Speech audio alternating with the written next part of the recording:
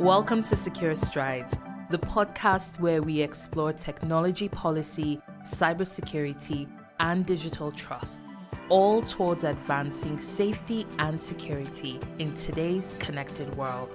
In each episode, we'll talk to professionals, academics, and industry leaders about the latest trends, challenges, and solutions in cybersecurity. This is the show for you if you're preparing for the jobs of the future or working towards creating secure and reliable digital systems. Secure Strides is your guide to succeed in the digital age and understand the ever-changing world of cybersecurity.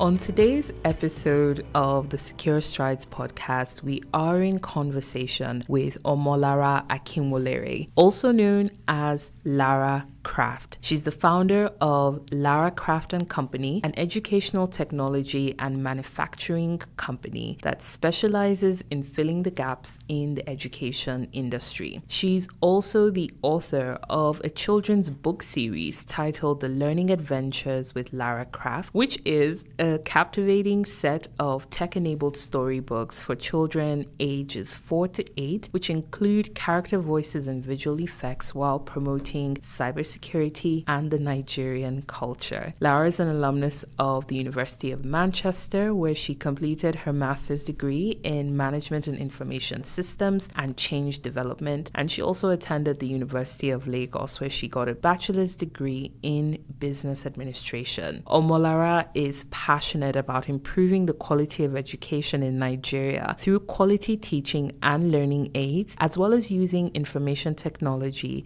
to improve business processes. Let's talk about your journey into educational technology and what inspired you to focus on cybersecurity for children. Well, my journey into technology as a whole actually started about 17 years ago, believe it or not. And that's when I did my master's in information systems. So thinking about it then, I was like, I must have really seen the future, because I did my master's in information systems at the University of Manchester. And part of what we also focused on was on change and development. So it was at that point I realized that, okay, there's definitely something in here that, I can do more with. But prior to my master's in information systems, I was working with a telecoms company, one of the very first telecoms company in Nigeria. And what I was exposed to then was using CRM applications, to be able to handle customer requests. And I just noticed that it made me more efficient with my job. And it was all linked to technology. By the time a customer calls in, you already have the data on the customer. So you are proactive enough to know that, okay, this is the last query the customer called for, and this is the response I'm going to give them now. So of course, technology there was the enabler. It was really after that I decided, every company will need some sort of technology to be able to improve their processes. So why not just study this, upgrade my skills and knowledge in that area, and see where it's going to take me. Fast forward to a few years after I found myself in education, right? So the story of education is for another day.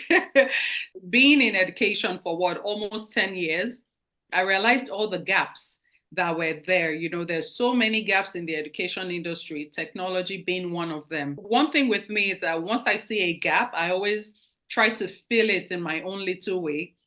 And if I can see that I can actually make more contribution, then it's like, what's stopping me? I might as well go ahead to do that. So I realized that there was a gap in the educational technology field as well. And with my background of technology and my recent knowledge in education, I just felt, it's just a fantastic combination. I might as well put it together and see what more contributions I can make. When it now comes to educational technology itself, because now the word is out there a lot, everybody says edtech, right?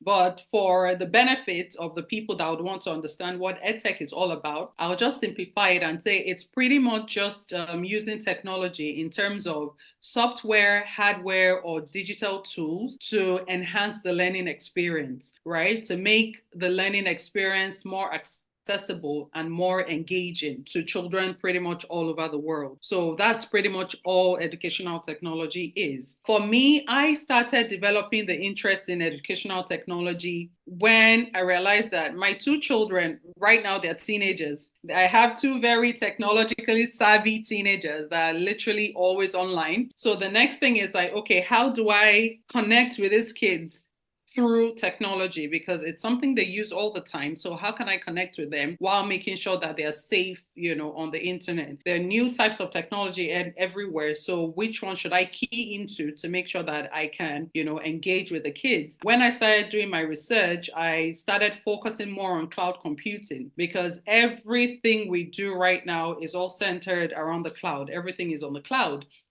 Right now, even this conversation we're having is going to be stored on the cloud. It's not stored on a flash drive or a hard drive or anything. In the course of doing my cloud computing course, I came across the cloud security aspect of it. And I was like, oh, okay, this seems like something that I would be able to learn fast. It's something I'll be interested in. And that's actually where my interest for cybersecurity peaked. So yes, so you can see literally how my journey from being in telecommunications, led me to doing a master's and now, into educational technology. It has been a journey. And I think the thing that I love about it is that I'm sure 17 years ago, you couldn't have imagined where you've ended up. But now at this point, you look back and you're like, oh, everything makes sense. And what stood out for me when you were actually defining educational technologies, how technology's place is really to enhance the learning in the classroom. And I wanted you to speak a little bit to, sort of educators out there who may be wary of, things like ChatGPT and of course the fear-mongering stories that are out there of, oh, students are not going to learn because they're just using AI tools. So what are some ways that educators can make themselves a bit more open-minded about using tech and embracing tech to enhance,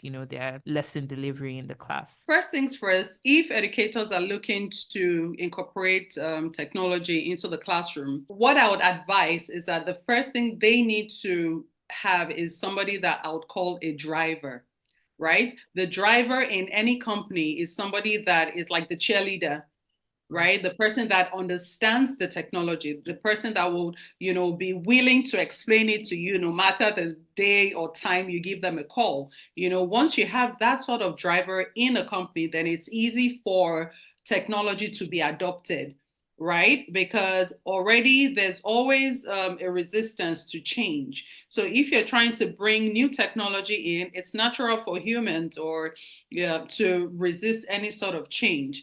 Right. So if, for example, it's a classroom setting, they're trying to incorporate this new technology and the teachers don't really buy into that idea, they would already want to abandon it, without necessarily giving it a try. I'm sure you may have witnessed that before as well. So first things first, schools or any environment, not just schools, must have someone that is a driver first. The driver is able to help you sell that vision and convince other people. The next thing I would ask them to understand is something called, so this one you have to pay attention to it because it's something I actually learned 17 years ago. And it's fascinating that it's still very, very useful till date. It's something my professor then taught me. It's called the design reality gap analysis. It seems like, oh, such a fancy term, but in recent terms, I'll pretty much just call it what you ordered versus what you got. Right? That's the way I think everybody would be able to explain it. So what the design reality gap analysis model talks about pretty much is that there are technology that already exists. They have been designed a certain way to be able to provide solutions in some areas. However, on the other hand, there's the reality of what you actually need. Right? So it's not every technology that suits what you're trying to do. So you need to understand that, okay, in this design reality gap, there's something we call its POSMO. ITPOSMO is just an acronym for information, technology, processes, the objectives, the staffing, the management, and other resources such as time and money. So all these things are things that any company, schools or educators or other companies in general must take into consideration before they try to bring new technology in or before they try to adopt it. What information are we trying to capture with this new technology that we're giving in? How are we capturing information currently? And how is this new technology going to enable us capture that information? That's the design and the reality. So this new technology that we're bringing in, it could be in terms of hardware or software. This new laptops that we're bringing in, do we have computer room, for example? Do we have enough systems? What do we currently have on ground and how many more do we need? So we can't just say, oh, bring in 100 laptops and then you don't even have the space to be able to do that. Then the other side is the process. You can't just bring in a new process, something that says, oh, before everybody comes into school today, you must use this technology. When in the past, you've not even had that process. Everybody just comes in normally. Nobody even signed on paper or did anything like that. So how is this new technology going to be adopted when you don't even have an existing process in place? All technology is going to help you do is just to improve what you have currently on ground. Then in terms of M in the POSMO model, it talks about management. So the management also has to be able to buy into the idea of whatever it is you're doing. There's no way that technology will be brought in, of course, without, buy-in from top management as well. S represents the staffing and the skills. The people that would resist the most, of course, are the staff, right? Nobody wants something new, anything that they perceive is going to make their job a bit more difficult. Naturally, they want to stay away from it. And that's also because they just do not have the skill to actually handle that. So you can see how everything is pretty much interrelated, from the information you're trying to capture to the technology that exists, to the management that is bringing in this technology, to your processes, to the staffing as well. And one thing we definitely cannot overlook is the fact that you must have the budget for it, right? Money is it is a big deal when you're talking about technology. So in the process of anybody trying to adopt new technology or trying to integrate it into their curriculum, think of it POSMO. These are things that you must consider before you actually implement any new type of technology. If not, failure of adoption is almost certain. I love it. The answer sort of like reveals why a lot of technology fails at the point of use, because you just be like, oh, they're using ChatGPT, or somebody is using this in their school. Oh, I saw this, at an event, and you're like, oh, let me just implement it. But if you've not gone through the process, and I think the key cherry on top, like you said, if there's not a specific person driving all of this and following up on each step, making sure it's done correctly, then your technology implementation is definitely going to fail. Absolutely. No matter the budget you have, no matter the systems you have in place, if there's no driver, then it's almost going to be a waste. I wanted you to talk about some of the techniques that you use to explain complex cybersecurity topics to children in your books, because you're the author of a book series for children introducing cybersecurity concepts. So how did you come up with that idea? And, how do you take these technical terms like firewalls and cybersecurity and break it down for young audiences? Okay, I'll give you 4 methods that I've used so far, and I'm still using. And over the course of the next couple of years, you'll definitely still see more from me. So the first one, which I know you're aware of, is how I've been able to create a cybersecurity video game for children, which helps to keep them physically active, but while learning about cybersecurity terms. And that's because, of course, when you're trying to teach these things to children, you need to know what they enjoy. You need to be able to connect with them, right? So having worked with children for, over 9 years plus, I realized that children, of course, can't sit down throughout just, listening to you. They're always moving around. They need to be active. They need to, just be mobile in as much as they're learning. So I decided to try to break down these cybersecurity terms, but in a very, very elementary way so that the children are learning, but at the same time, they're physically active. And that's through my Cyber Active video game, which is currently on YouTube, where, children are actually able to view ways they're learning, but at the same time, they're getting some exercise in there. So that's one method. The other one that I've been working on earlier this year, I actually started writing a comic book for teens and women. But I'm not going to give you all the full information on that because it's still a work in progress. But it's just going to break down technical cybersecurity terms through the art of storytelling. So that's the second way. The third one, I actually have a book coming up sometime next year where Lara Craft goes on an internet safety adventure with two children, and they encounter different types of cybersecurity threats, and they're actually able to learn about them and, overcome them. For me to incorporate my children in it, I always get them to do voiceovers in these stories just so that they are also learning about cybersecurity while contributing to the books. I love that. What reactions do the children have when, for example, you've introduced them to the cybersecurity game, or, they've read one of the books? Children always say the most amusing things to me, and I think their feedback is always quite interesting. So what feedback has, your audience had in the classroom when you've introduced some of these learning materials to them? Okay, I'll give you two examples. One of them was when they started doing the cybersecurity game, right? So that was my very first time of creating the game. I didn't know what to expect. I didn't know what I was going to tell the kids either. I just wanted them to experience it. And based on their experiences, I'll just be able to get more from it. So I played the game for them. And the first time, they were all wondering what's going on, what's going on. And then when it got to the point of kicking and punching and, doing all these actions, I didn't even have to tell them anything. They literally all jumped out of their seats and they were kicking and punching and doing all these amazing things. So at the end of that session, so I asked them, okay, so what did you learn from that? What do you do when you see, a malware? And they're like, we're going to kick it and punch it. I said, okay, you're not physically going to kick and punch it, but what did, the character do at the end? How did they actually get rid of the malware and all? Then they said, oh yes, they got the shield and the anti-malware. And, so their initial reaction, what they remembered was the action of kicking and punching. Yeah.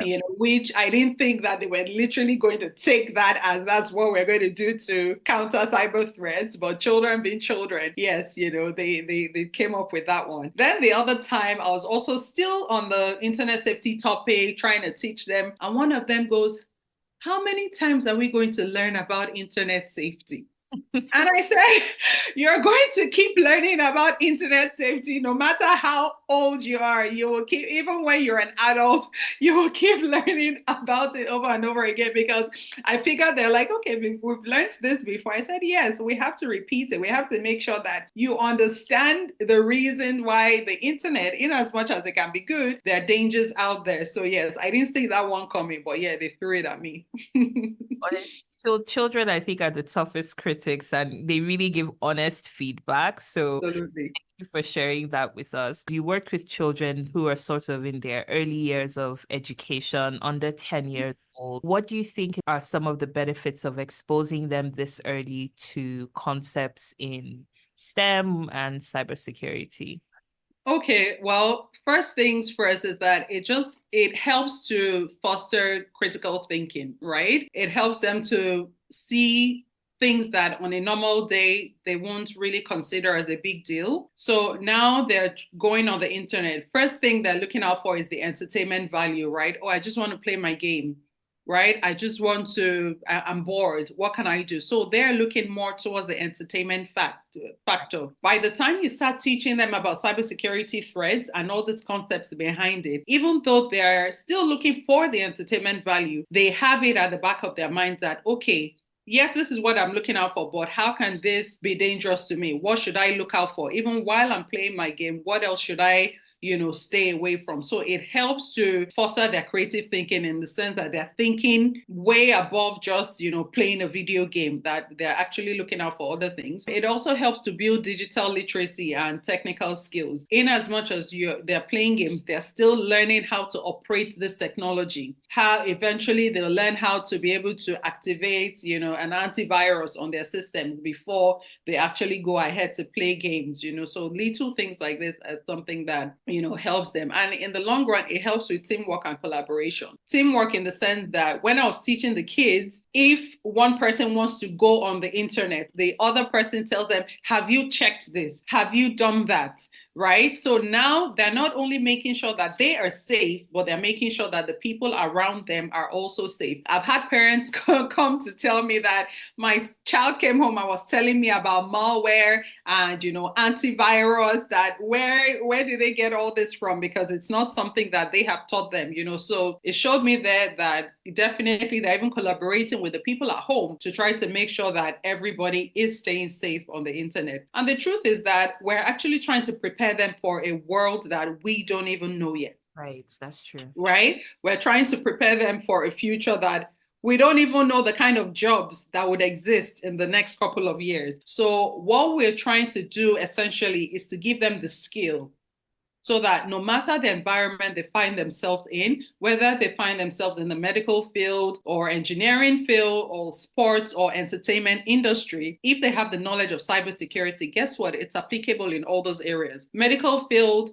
understanding cybersecurity is very, very important because you need to be able to keep your patient's record safe, right? You don't want your patient's record out there, especially if the patient is maybe a top government official or a celebrity or something. They don't want all their information out there. If they're in engineering, trust me, you don't want the details of how your plane operates out there. Right? So all this information are things that definitely need to be kept safe. So once they have that skill and knowledge to understand that if I understand the benefits of cybersecurity, no matter the field I find myself in, I'm still going to be useful. As we wrap it up, in the spirit of Cybersecurity Awareness Month, what are your tips for parents, especially those that have, young children who are under 10? What are some cyber tips for them that they can implement throughout the year? Okay.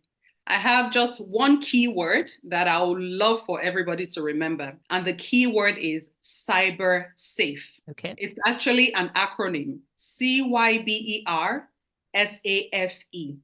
The C represents creating a strong password. Okay. The importance of creating a strong password cannot be overemphasized. You need to make sure that, yes, the passwords have symbols and signs. And when my husband creates passwords, you think that you're reading, something from like 15th century, because he has put all the exclamation marks and hyphens. And it's very important. So my children have also picked up that habit of creating strong passwords. So in Cybersafe, the C represents creating a strong password. Y represents your privacy matters. Right? Don't put everything out there. When you post a picture, be mindful of the environment, because guess what? There are apps that can tell you the exact location you're in with your house address and everything, even though you haven't put it there. Right? So your privacy matters. That's what Y stands for. B stands for beware of phishing. Phishing is, we're always upset when they say, oh, they're sending emails about the African prince and all those things. But guess what? Some people still fall for these things. True. So it's something that you still have to make sure that it's out there and people are aware of it, right? Then E represents enable MFA. MFA is multi-factor authentication or two-factor authentication. So it's not enough that you've just created an email address and you've put a password on it. No, with your password, most of these sites would also ask you to put in your phone numbers so that you can get a verification code, right? So that's what the E stands for. Make sure you enable MFA. The next one is R. Recognize fake news. It's not those WhatsApp aunties and uncles. Right? It's very, very, very important for us to recognize fake news. It's not every information on the internet that is true. Some of them are fake, some of them are scams. So Yeah. we need to pay attention to it. Then the S in Cybersafe represents secure your device or devices. So don't just leave your phone without a password. Don't be in a car and the window is down and then you're holding your phone very close to it. Don't, have a system without an antivirus on it, So you also have to take steps to make sure that your device physically is also very secure. Then A represents avoid oversharing. I don't want to know what you had for breakfast, for lunch, for dinner, and in what restaurant you have it or you've had it, right? The danger of that is that some people have been tracked with that information because some people post real time. So even if you're going to share, never post real time because the dangers out there are actually more than, for the whole world to know that, oh, this is what you did in the morning, afternoon, or night. Or even if you're going jogging and you say, oh, every morning I jog here, people are watching. They know your path. They know the time you're going out. They know the time you're coming back in. So avoid oversharing because really and truly, we don't need all that information. The F represents find trusted networks. It's not everywhere you go, oh, there's free internet, you are jumping on it. No. Sometimes those things are traps, especially when, you do a lot of international travels, you're at airports, you're at malls and all these other places. First things, I'm even guilty of it sometimes. First thing we want to do is to connect to the Wi-Fi. Oh, this store has Wi-Fi, and then we're by the store connecting to the Wi-Fi. Guess what? There are other people there also connected to that Wi-Fi trying to get your information. So even if you do connect to this public Wi-Fi's, try not to enter things like passwords. Try not to enter any bank information there as well, because guess what? There are people waiting to steal all that information from you. And the last one is E, evaluate friend requests. It's not everybody that sends you a friend request, whether it's on Instagram, whether it's Facebook. I don't know if people still use or some other apps that people use. It's not everybody that you should accept, even if you know them, right? And even the ones you already know, it's still important to evaluate and vet to be sure that, okay, my goals still align with this friend that is on my timeline. So always make sure that you evaluate friend requests, every now and then. And the most important thing as well is for us to also remember our digital footprint. Whatever we put on the internet stays there forever. Like they say, the internet never forgets. So whatever you put on the internet, trust me, in a couple of years, you'll still find it there. I love that. I love that. Especially evaluating friend requests. That's just a perfect one. I think especially for a lot of us that our children play video games like, the Roblox and they get friend requests. That's actually a very critical point to remember. And all these steps, combine them all together and it will definitely help to keep you cyber safe.